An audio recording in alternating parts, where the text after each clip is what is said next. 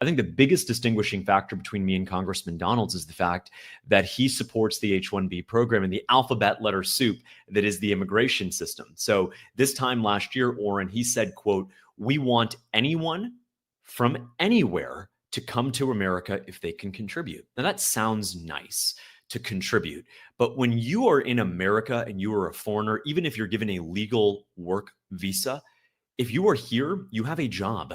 That is a job that could have gone to a Floridian, somebody from Pahokee or Pensacola, Marietta, or Miami. That is a job that could have gone to someone here, someone who now does not have an income and therefore is falling for the vices that are sadly everywhere in our culture. Someone that doesn't have an income, which means they can't obtain equity and buy a home.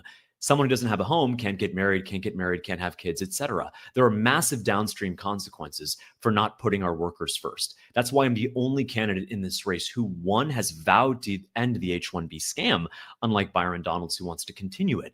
But number two, actually has a plan to address this at the state level.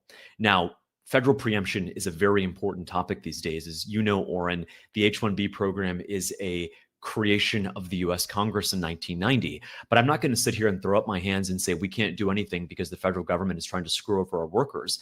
I believe in states' rights. I believe in the 10th Amendment. I believe that what is not given to the federal government explicitly in our Constitution is reserved for the states and her people. That's me, you, and all of your listeners who may be struggling to get a job themselves, may want a better paying job, or their kids or grandkids may be in college or in technical school now at the threat of having more and more foreign workers come into our state to take up those opportunities. My plan is very, very simple. I'm going to use the power of state contracts at the state level here in Florida to tell companies, whether they're Deloitte or Microsoft, Accenture or KPMG, doesn't matter how large or small you are, that now, as President Reagan said, now is a time for choosing.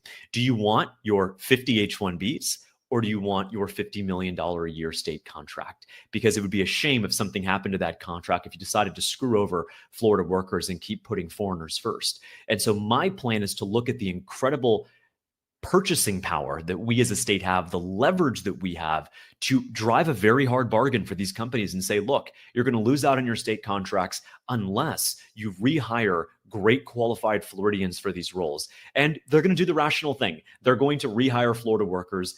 And additionally, they're going to be able to create an economic system that actually prioritizes Americans. This goes back to this idea of a free market. Free market for whom? Is it a free market for cheap foreign labor from India, China to come here and take our jobs? If it's a free market for them, it by definition cannot be a free market for us. And so when I say liberty, I say give me liberty or give me death, but give me the liberty for our people, not for them. If I say liberty, I say give us liberty for our natural environment and our Everglades, and not for property developers and AI data centers. And so I'm in this race because, one, I voted for President Trump and Governor DeSantis, but I'm also in this race because our vision, my campaign's vision for the state, actually respects the dignity of our workers and will always stand up for them. If Congressman Donalds actually had a plan to save the H-1B program, I probably wouldn't be in this race. I wouldn't need to be in this race, but it's precisely because him and no one else really has an opportunity to really step up and say, how are we going to protect Florida workers from the Great Replacement? Well, I certainly like to hear that. Of course, you might be aware that H-1Bs and immigration are some of my key issues, and I fear that they aren't taken seriously enough, even as we now attempt to push quite a bit on illegal immigration. The debate over legal immigration is, of course, raging all across the GOP and the wider American electorate. Oh, and guys, I'm sorry I didn't mention, but this is pre-recorded, so we will not be able to take your questions at the end today. Sorry about that. But there is something I am concerned about. I don't know if you're familiar, but over, I think it was last Christmas, so it's been about a year, we had the great H-1B Christmas debate. We had Vivek Ramaswamy and Elon Musk kind of stepping on every rake they could, discussing the H-1B program. And I'm sure, at some level, Elon Musk really sees this as just like the key to unlocking critical parts of things he think will be good for the United States. I don't want to throw a bunch of, disparaging remarks on the motivations of these men, but I think ultimately that just their thinking on the issue has been wrong, and they have put forward a vision of even legal immigration that most of the GOP base disagrees with. Now, I do really appreciate your point about how to use the Florida budget and its contracts to ultimately leverage these companies into utilizing Floridian labor and not foreign labor. However, I was sent a text that had a screenshot of you kind of complimenting Vivek Ramaswamy after his post on this issue about American culture and we don't work hard enough and we watch too much Saved by the Bell. I want to give you a chance to kind of contextualize that and answer any concerns that people might have, because if you look just at that snapshot, I'll be honest, it understandably has people scratching their head saying, oh man, is this guy just kind of saying this now because it sounds good? What's going on here? So it's a great question. Thanks for the opportunity to clarify. So I wasn't replying to Vivek's tweet. I was replying to a guy by the name of Joe Weisenthal, who works for Bloomberg, and he snipped part of Vivek's tweet, which called out cultural degeneracy. I think Vivek is right on that particular point, that there is cultural degeneracy in our environment. I visit high schools all across the state for my nonprofit debate league, Incubate Debate, and I see kids who've got vape pens, they got an AirPod in the ear walking into class, they got their jeans sagging below the waist. The cultural degeneracy that puts Cardi B on a pedestal and tells students that Thomas Jefferson is a racist, of course that's degenerate.